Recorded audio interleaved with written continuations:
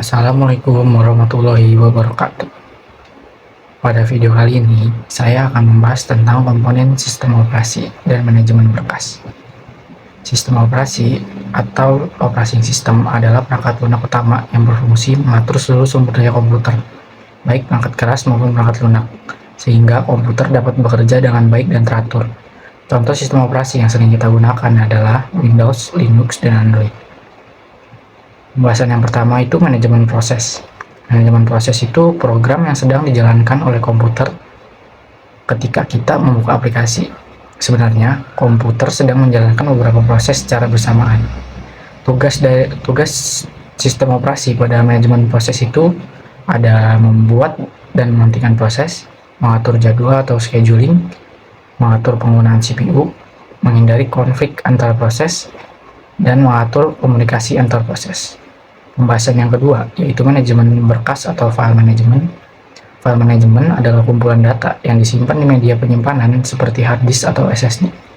Fungsi manajemen file adalah membuat file dan folder, menyimpan data, menghapus file, mengatur nama file, mengatur hak akses, mengatur lokasi penyimpanan. Yang ketiga itu manajemen jaringan atau network management. Sistem operasi juga bertanggung jawab mengatur komunikasi antar komputer melalui jaringan. Fungsinya itu sendiri yaitu menghubungkan komputer ke internet, misalnya menggunakan WiFi atau kabelan. Lalu mengatur pengiriman data. Tujuannya untuk mencegah pencurian data oleh pihak yang tidak bertanggung jawab. Lalu ada mengelola perangkat jaringan, misalnya modem, router, WiFi, dan kabelan. Contohnya itu saat kita mengakses Google atau mengirim file melalui jaringan. Pembahasan yang keempat itu adalah memori utama atau RAM. RAM itu sendiri yaitu tempat penyimpanan sementara yang digunakan ketika komputer sedang bekerja. Fungsi dari RAM itu pada sistem informasi yaitu mengatur penggunaan RAM. Setiap aplikasi diberikan ruang memori masing-masing, lalu membagi memori untuk setiap program, agar semua aplikasi dapat berjalan secara bersamaan. Lalu dapat juga menghindari tabrakan data. Tujuannya agar data antar aplikasi tidak saling mengganggu. Kelebihan dari RAM itu sendiri yaitu kecepatannya sangat tinggi. Namun kekurangannya, data di dalam RAM akan hilang ketika komputer dimatikan. Yang kelima itu ada memori sekunder. Memori sekunder itu merupakan tempat penyimpanan permanen. Contohnya, hard disk, SSD, flash disk, CD, dan DVD. Fungsinya itu sendiri menyimpan data dalam jangka panjang, lalu menyimpan sistem operasi dan aplikasi. Perbedaannya dengan RAM, yaitu RAM bersifat sementara, sedangkan memori sekunder bersifat permanen dan datanya tetap ada walaupun komputer dimatikan. Yang keenam itu perangkat input dan output.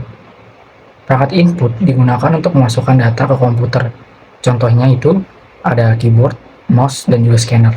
Sedangkan perangkat output digunakan untuk menampilkan hasil pengolahan data. Contohnya itu monitor, printer, dan juga speaker. Sistem operasi bertugas mengatur komunikasi antara perangkat tersebut dengan komputer melalui software yang disebut driver. Contohnya itu ketika printer dipasang, driver membantu komputer mengenali printer tersebut. Yang ketujuh itu keamanan sistem atau security. Keamanan bertujuan melindungi komputer dan data dari hak akses yang tidak sah. Beberapa bentuk keamanan yaitu ada password login, digunakan untuk membatasi akses pengguna. Lalu ada hak akses pengguna, tidak semua pengguna memiliki hak yang sama. Lalu ada antivirus, melindungi komputer dari virus, dan firewall mencegah akses berbahaya dari jaringan. Dan yang terakhir itu enkripsi data, mengubah data menjadi kode sehingga tidak mudah dibaca oleh orang lain. Masuk ke yang 8 yaitu command interpreter. Command interpreter itu adalah bagian dari sistem operasi yang menerima dan menerjemahkan perintah dari pengguna. Fungsinya itu sendiri menjalankan perintah pengguna, lalu menghubungkan pengguna dengan sistem operasi. Contohnya command prompt pada Windows, lalu terminal pada Linux. Jika kita mengetik perintah dir atau dir, maka komputer akan menampilkan isi folder. Yang kesembilan itu ada DOS atau Disk Operating System. DOS merupakan sistem operasi berbasis teks yang digunakan pada komputer generasi lama.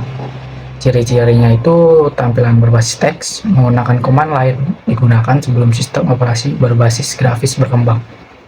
Contoh perintah DOS itu ada di R yang tadi, melihat isi folder, ada copy untuk menjalin file, dan delete untuk menghapus file. Ke-10 ada perkembangan teknologi. Yang pertama itu ada burning system. Pada masa lalu, pemasangan perangkat dilakukan secara manual dan cukup rumit. Contohnya itu menginstal driver printer menggunakan CD. Lalu yang kedua itu ada plug and play. Teknologi yang memungkinkan perangkat langsung dikenali komputer ketika dipasang. Contohnya itu flash disk dan mouse USB yang langsung dapat digunakan. Kelebihannya itu praktis, cepat, tidak perlu konfigurasi manual. Lalu yang ke-11 itu ada perkembangan aplikasi. Aplikasi yang pertama itu ada WYSI-WYG. Merupakan singkatan dari what you see is what you get. Artinya, tampilan di layar akan sama dengan hasil yang dicetak. Contohnya itu ada Microsoft Word dan MS Office. Lalu aplikasi kedua itu ada Lotus 1, 2, dan 3 itu aplikasi pengolah angka pada masa lalu yang kemudian berkembang menjadi Microsoft Excel. Fungsinya itu untuk menghitung data, membuat tabel, dan membuat grafik. Demikian penjelasan mengenai komponen sistem operasi dan manajemen berkas. Dari materi ini kita dapat memahami bahwa sistem operasi memiliki peran yang sangat penting dalam mengatur seluruh aktivitas komputer, mulai dari proses, file, memori, jaringan, keamanan, hingga perangkat keras. Sekian dari saya, kurang lebihnya mohon maaf. Wassalamualaikum warahmatullahi wabarakatuh.